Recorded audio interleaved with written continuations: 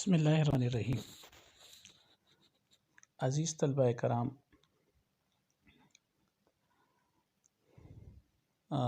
نثر کی تعریف ابھی میں نہیں کروں گا۔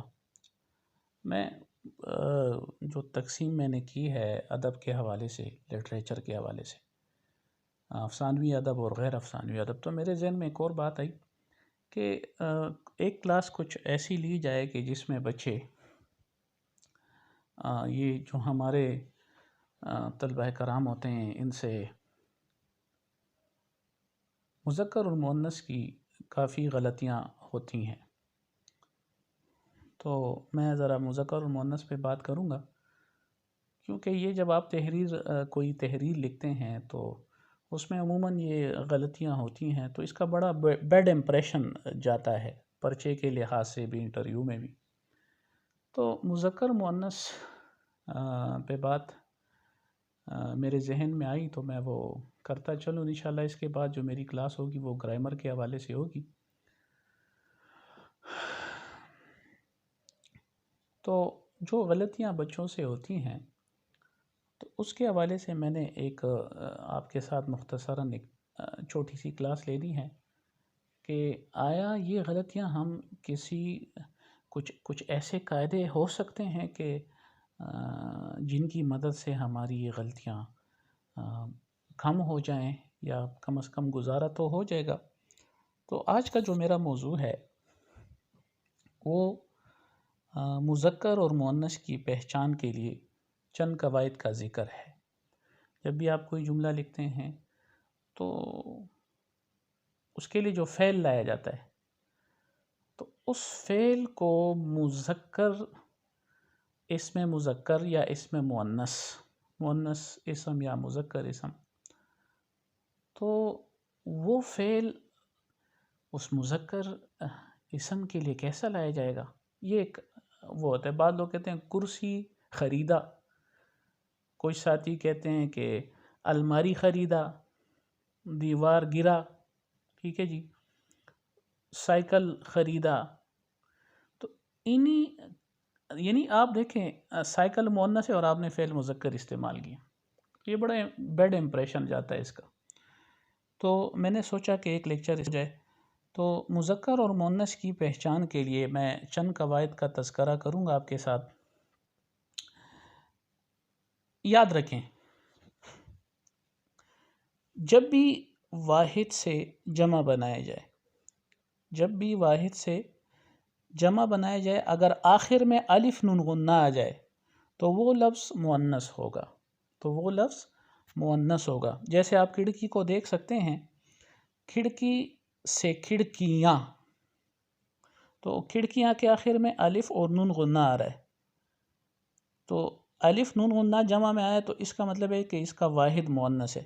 تو مؤنث جب ہمارے پاس نتیجہ مؤنث کا آ گیا تو ہم کہیں گے کہ کھڑکی کھلی ہے، کھڑکی خریدی ہے، ٹھیک ہے جی۔ اسی طرح گڑی سے گڑیاں، گڑی خریدی ہے، گڑی گم ہو گئی ہے، گڑی ٹوٹ گئی ہے، گڑی فروخت کر دی ہے۔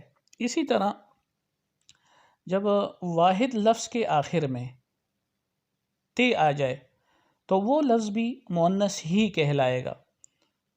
جیسے آپ دولت، عزت، دولت آئی، دولت کمائی، عزت ہوئی، عزت گئی، شہرت ہوئی، شہرت گئی، صداقت ملی، صداقت، ٹھیک ہے جی۔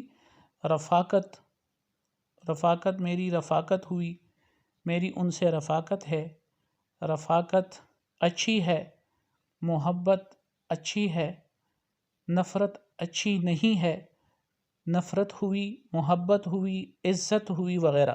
لیکن چند الفاظ ایسے ہیں کہ جن کے آخر میں تو تے آتا ہے لیکن وہ فار ایور مذکر ہی یوز ہوں گے۔ جیسے دوست کے آخر میں تے ہے، دوست آیا، شربت پیا، درخت گرا، کھیت کاشت کیا، کھیت فروخت کیا۔ اسی طرح اگر واحد سے جمع بناتے ہوئے آخر میں یا چھوٹی یا نون غنہ آ جائے تو وہ بھی مؤنث ہی شمار ہوگا۔ جیسے کتاب سے کتابیں، جراب سے جرابیں، اینک سے اینکیں۔ تو دیکھیں ابھی کتاب خریدی، کتاب گم ہو گئی، جراب گم ہو گئی، جراب خریدی، جرابیں خریدیں، اینک خریدی، اینکیں خریدی، اینک گم ہو گئی، اینک ٹوٹ چکی ہے، اینک ٹوٹ گئی۔ اسی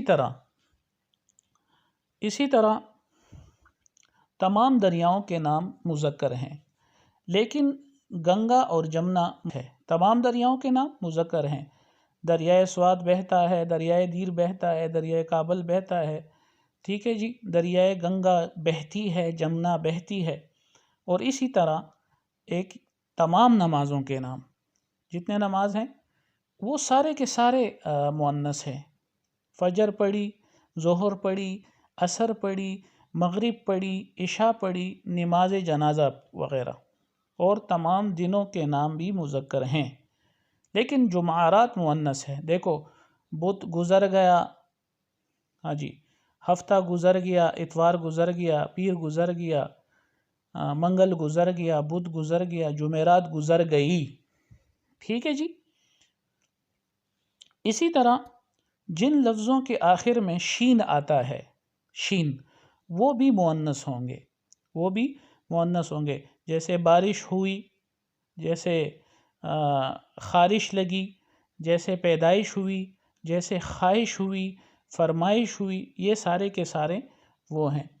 تو ان تمام قواعد کو جب ہمارے طلباء یاد کریں گے تو اس سے یہ ہوگا کہ آپ کی جو تحریر ہے اس میں بھی خوبصورتی آئے گی، اور اسی طرح آپ کی تحریر میں بھی خوبصورتی آئے گی۔ آپ جب انٹرویو دینے جائیں گے کسی جگہ پہ، یا کسی جگہ پہ آپ کسی کے ساتھ اردو زبان میں کلام کریں گے، اور BS اردو سے فراغت ہوتے ہوئے بھی آپ یہ غلطیاں کریں تو اس کا بہت بیڈ امپریشن جائے گا۔ تو وقت کی کمی کی وجہ سے میں اپنے لیکچر کو ذرا مختصر کرتا ہوں، کیونکہ یہ واٹس ایپ پہ بڑے بڑے لیکچر جاتے نہیں ہیں، طویل لیکچر۔ تو خوش رہیں انشاءاللہ، اس کو یاد کر لیں ایک نظر، اور آباد رہیں انشاءاللہ۔ پھر اس پہ جو ہے آپ پریکٹس کرتے جائیں اور آپ کی تحریر خوبصورت بنے گی۔ بہت بہت شکریہ، خوش رہیں، آباد رہیں۔